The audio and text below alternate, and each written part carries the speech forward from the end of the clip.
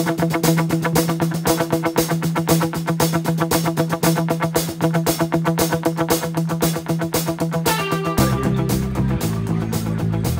we're ready to go. Oh my gosh, what's in this? What y'all put in here? What did you put in this? I haven't done anything. You put something in there. I know y'all did. I haven't done anything. What y'all put in here? Nope. Who in the world put this thing in there? Oh my god. I can't even get it out.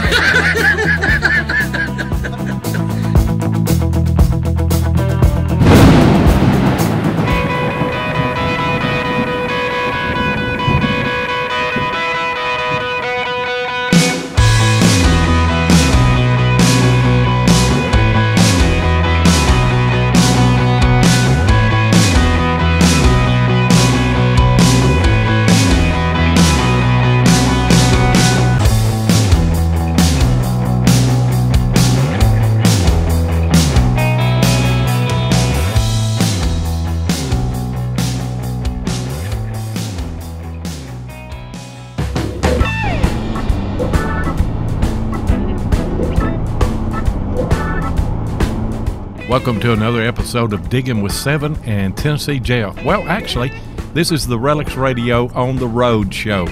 We make the 9-hour trip from southern Kentucky and middle Tennessee to Charleston, South Carolina, where American Digger is having a RELICS show there. And also Marc Hoover and his wife Gail drive another 5 hours from Florida to meet us there. And as you can tell, we had a ball. We had a lot of fun. So hope you enjoyed the video this week.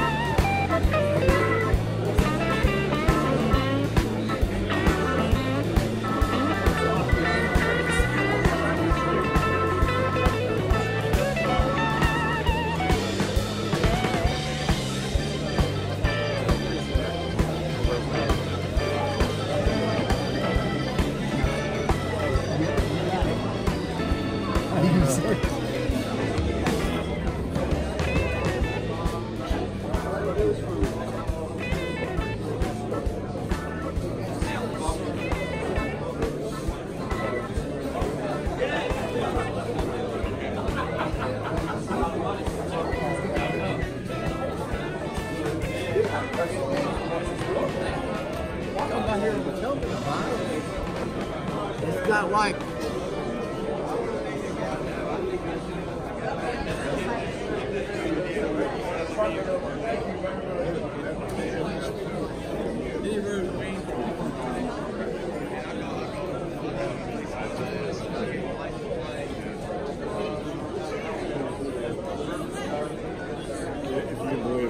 some of these guys do.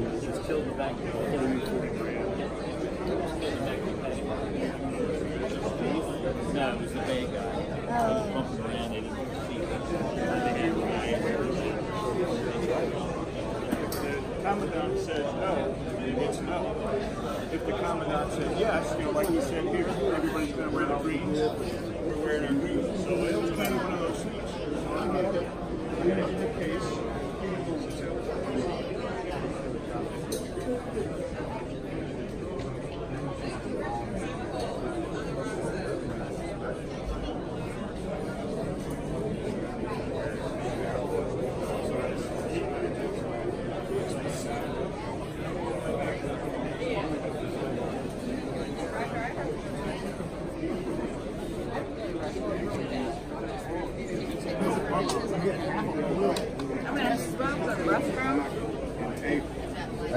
Harry. Harry. And this is his estate up there, and there's several. And now he wants to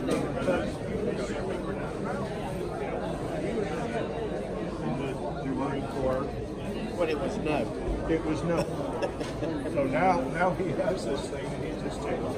And I'm glad he is, because if anybody deserves to carry it, he does, because he's a big guy, big deal, big money.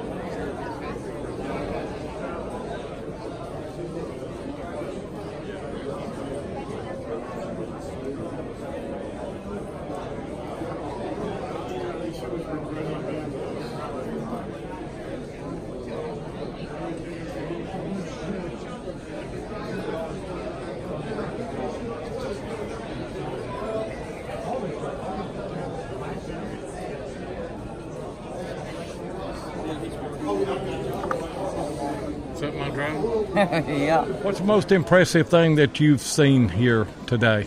Well, I personally haven't gotten to walk around much, but the one thing that I've seen was there's a 200-pound parrot shell over there in the floor, and it's a bolt. And the thing, I mean, I don't even know how they got it in here. I don't either. Like, they must have had a forklift or something, because I tried to move that thing and it would not budge. I hadn't seen it. I've got to go over and see it. Yeah, he's over there behind me, and he's got all kinds of huge artillery shells. See, Riley, that would be one of them relics you would find out in the middle of nowhere. Yeah, and then, of course, exactly. you would have to get a bulldozer to make a road just where you could get it. Get a wheelbarrow, take it out there. Yeah, and I've seen some YouTube channels where they hunt for the artillery on hillsides, well, pretty much mountainsides. Yeah. And then, of course, they would find a big piece of artillery, and then they would have to drag it up that hillside. Yeah. And it would 2 or 3 day effort just to get that one artillery I know. shell. I mean, I just think back on how many of these guys, like back in the 80s, that found those all over the place. How many of them just, like, have horrible back problems now from trying to get them out?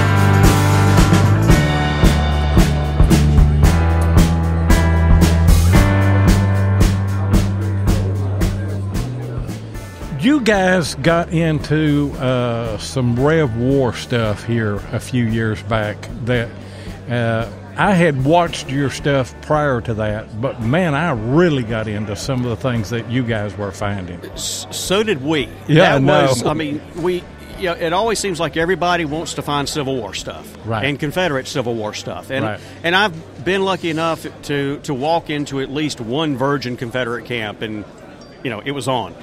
But Russ is kind of, my research guy. He's good at reading diaries and maps and things, and had an idea of, he had read a diary entry or a letter from somebody, during the mid-1700s in the upstate of South Carolina that had just simply made a mention in, like, one sentence that said something about the British camped across the road or across the river.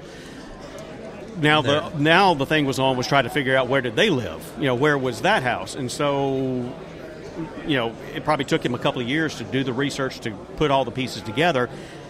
Got permission on the site, walked in, and first thing he dug was a musket ball, and then he hit a shoe buckle, and then after by the time the day was over, he had neck stock buckles and officer's buckle and then you guys jumping up and down. It was because I remember he went in the very first time and sent me a picture after that. He said, "Well, I'm going to go in and we're going to see because I think this is where it's at." Mm-hmm. And he sent me the picture, and it had the shoe buckle and stuff. And I was like, "Oh my gosh, there it is!" Yeah. And after that, we dug 15, 16 King George IIs out of it. So they're all early to mid 1700s coppers. Again, several neck stock buckles, several shoe buckles. A lot of what are called clasp knives. They're iron knives, but they were from the period, so they're pocket knives basically. Mm-hmm. The best things out of there, Russ got a 4 real, 1744 4 real. I got a 1666 farthing, British farthing, a 1712 French deniers. So, as far as, or I guess you could say, organic relics, that were dropped in the time period, have to be some of the oldest coins, at least for the upstate of South Carolina. Now, I'm sure plenty have been found in low country and stuff like that, but for the upstate, that was the frontier. That was a mid-1700s camp, and so it was before Charleston was Charleston. Yeah. So it wasn't even an official city at that time. And so, at the time, there were no marked buttons, no cartridge box plates, so there was nothing identifying the regiments that were coming through there. But it was the frontier.